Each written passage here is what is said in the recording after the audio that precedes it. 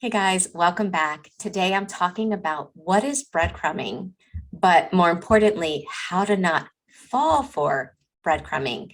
And I was inspired to make this video because I was having a conversation with a friend of mine recently, and she was telling me how her eyes were opened to the fact that she had been stuck in a relationship that was full of breadcrumbing and what opened her eyes. And she was telling me, she said she took one of these relationship surveys.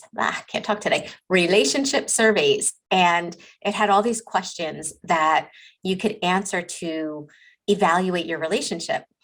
And one of the questions was, what are some of the things that your partner does that just touches your heart or that makes you really happy or that shows that they really care?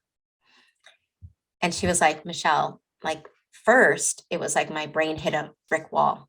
I couldn't even answer it.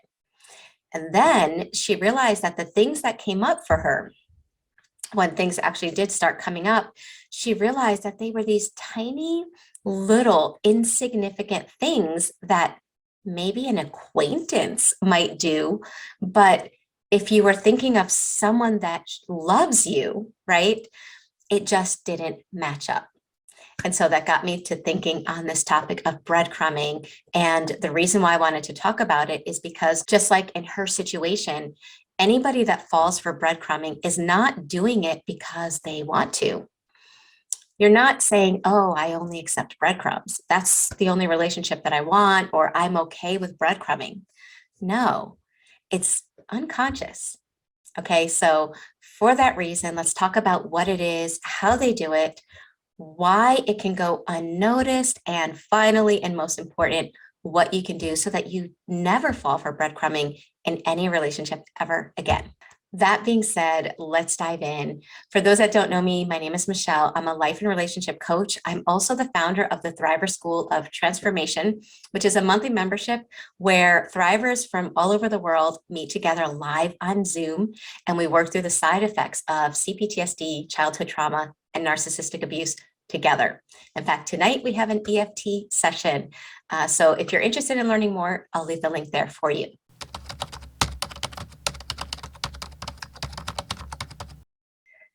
Breadcrumbing is you think about somebody that's trying to lure an animal, right? You think of, well, in this case, if you're thinking of bread, you're thinking of ducks or geese, and you just leave like a little trail of breadcrumbs. You don't leave a ton, right? Because if you leave a lot, they'll just stay there. But you leave them in this little trail so that they follow you. Well, narcissists do the same thing with the love and attention, the validation, or I shouldn't even say validation. They do this with what they give to you. Okay, so for example, in the beginning, a narcissist will love bomb you. And in that sense, they are giving you a lot. Imagine that's a lot of breadcrumbs, like a cluster. Okay, they're giving a lot. And then what happens is little by little, they start changing. They take that away and you get confused and you're like, what happened, right? And you start following what they're wanting you to do without realizing it. It's on an unconscious level. So for example, let's say a narcissist wants you to, let's see, let me think. A narcissist wants you to not create a lot of attention around yourself in a public situation. Okay, so they like all the attention. And if you're their partner and you're with a covert narcissist, anything you do that attracts attention from people in their head, instead of being like, wow, yes, he or she's with me, they feel like that minimizes them. Okay, so what will happen is they will start criticizing you all the time, criticizing what you say whenever you're out in public, criticizing how you act, how you look. You start getting uncomfortable and you start changing. Here's the following part. You start changing how you are in public without realizing it. You're just a little bit more toned down, and then they reward you. And the reward might be as small as not criticizing you. A let up of criticism when you've been criticized a lot can feel like a good and positive thing. But the reality is that's a breadcrumb, right? And so on a conscious level, they're always kind of manipulating how you are. When you are outside of how they want you to be, they're rude, they criticize, they devalue. When you act in a way that they want, they give you a tiny breadcrumb.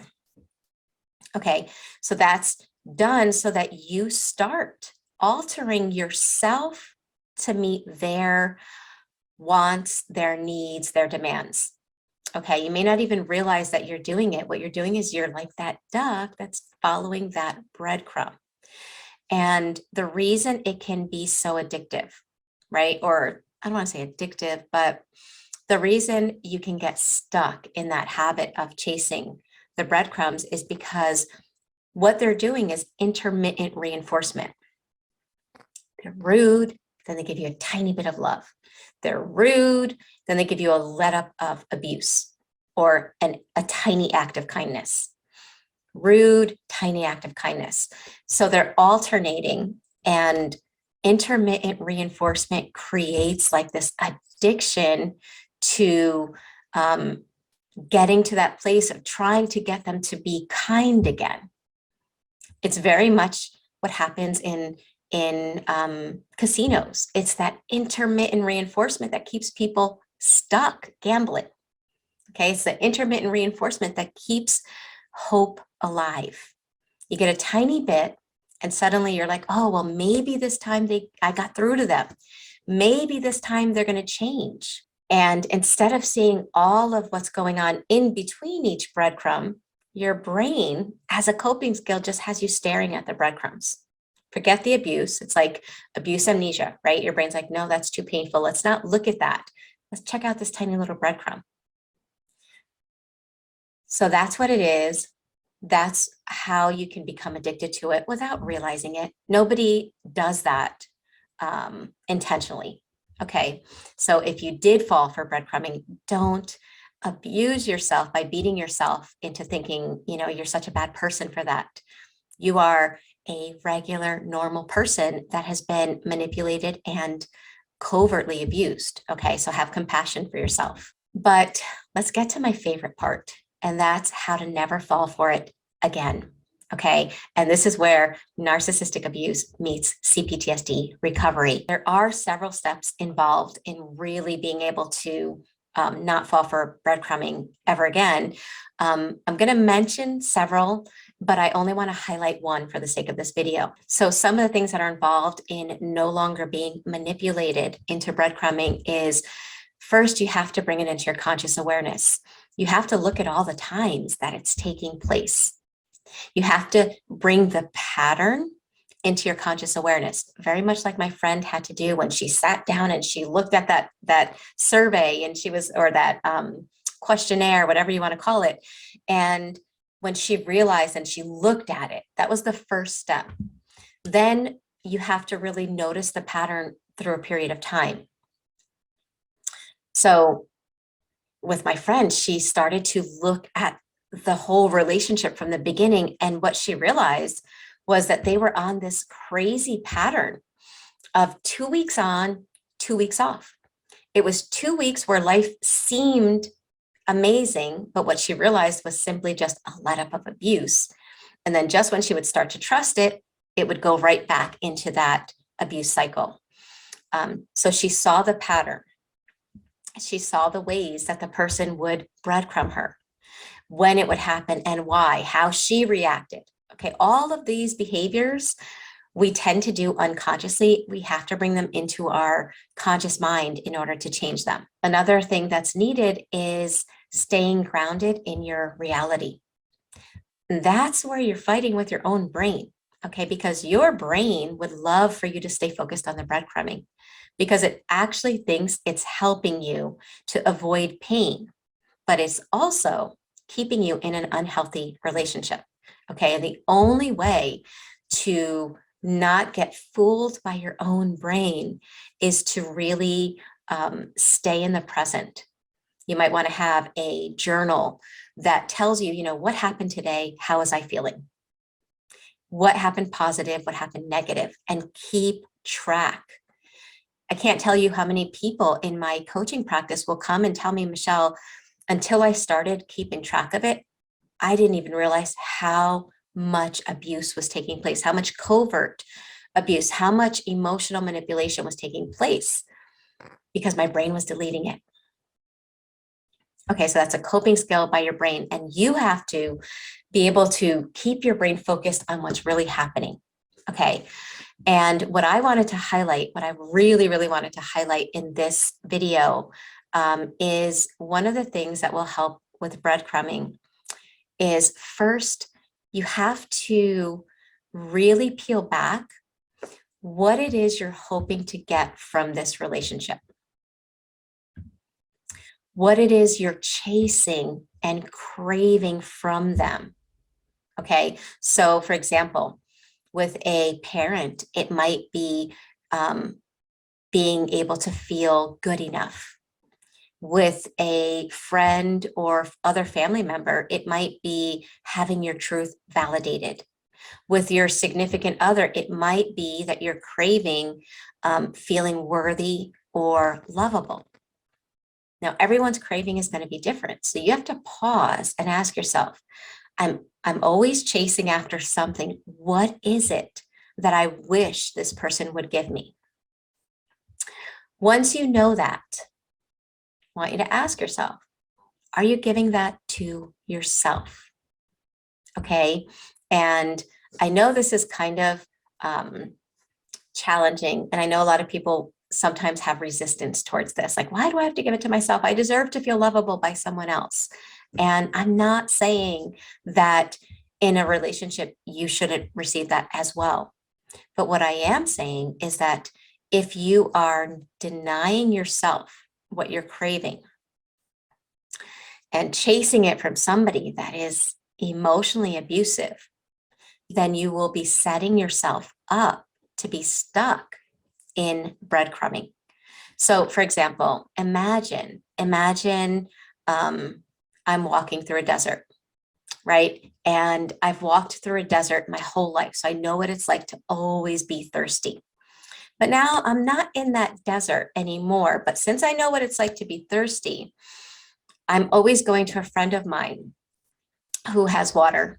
And she gives me, I go to her for when I'm thirsty to have my thirst quenched. Okay.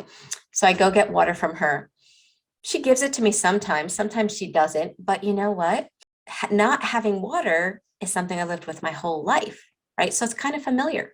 So I just keep chasing it. And then when she gives it to me, oh, it's so refreshing. When you have been walking through the desert or feeling as if you're walking through a desert and you're so thirsty and somebody gives you a tiny bit of water, that feels amazing.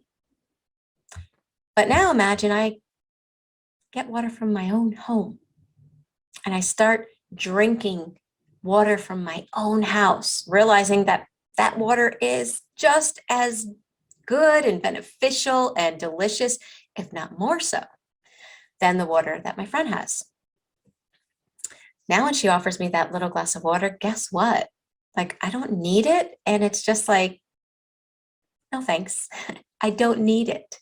And it's almost like an insult when she does it like that. Okay. So my whole mentality would change with that glass of water, depending on how I'm caring for myself. Now, that might be an illustration that doesn't make sense for you guys. I don't know. But what I'm trying to say is if you start giving yourself what you're craving, you won't settle for breadcrumbs. So for example, if what you're craving is to feel lovable, rather than doing so much, hoping that the other person sees it and tells you and validates your ability to be lovable, when you are looking at you and you are valuing you, then you will be able to evaluate how they see you from a more realistic place. If they criticize you, it's not going to mean the same thing because you know who you are. You know how valuable you are. It will hurt because you're human, but it won't leave you feeling as if your value has just been stripped and stolen from you. And if they breadcrumb you, if they've treated you bad, right? And they're treating you really abusively and suddenly they toss you a little breadcrumb, you're not going to get sucked into the drama cycle because you know your worth and you're giving yourself that worth. Okay, so I hope that makes sense. What I'm trying to help you to see is that if you give yourself what you are craving, you will not continue chasing somebody that pretends they'll give it to you, but really won't. A lot of CPTSD recovery is learning how to strengthen yourself from within. And once you do that on the inside, the external really does fall into place. So if you're struggling with this, make sure you check out the Thriver School of Transformation because that's what we do. This month, we're talking about boundaries, how to have boundaries, how to enforce boundaries with yourself, which is sometimes the biggest offender of our boundaries, and how to get other people to respect them as well. So I just want to throw that resource out there and also let you guys know that I have a new channel where it's all about recovery. Okay, it's all focused not on the narcissist, but it's focusing on you, on your inner terrain, and really helping yourself to work through the CPTSD so that you're not living in CPTSD forever because it is not a life sentence. So if you want to check it out, I'll leave the links up there for that.